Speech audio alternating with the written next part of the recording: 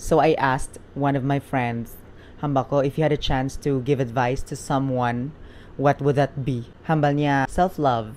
Hambal ko, sige, amura akon nga topic subong. Hala, shout out gali kay Donna ne, nga taga-Haniway. Kaya hambal niya man, do ka harsh na kita sa aton nga kaugalingon, tapos nalipatan ta na ang self ta, ginauna ta ang iban nga tawo. Amuda ang na-notice niya, kay why not love yourself, diba?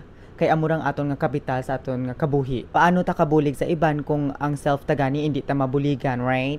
Mas ginauna ta pa ang kapakanan sang iban nga tawo kaysa sa kaugalingon ta. Hindi man na selfish, it's not being selfish kung ga self-love ka. It's the foundation for loving others in a healthy way. Just like setting healthy boundaries by learning how to say no without guilt and saying yes only when it aligns to your values, like good values. Take care of your body, mga hage. Kung wala may nagahalong simo, ikaw halong sang kaugalingon mo eh. Eat well.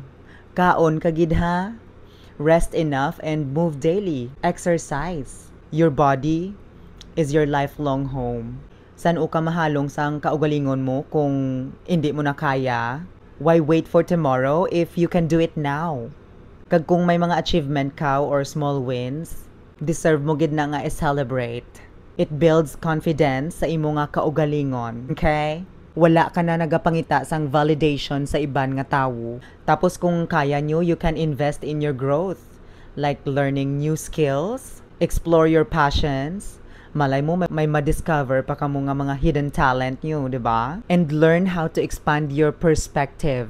It makes you more understanding sa mga bagay-bagay. And when you love yourself, you stop chasing people who run from you. Loving yourself is taking care of your mind, your body, kag most importantly, ang imo nga tagipusoon, hage.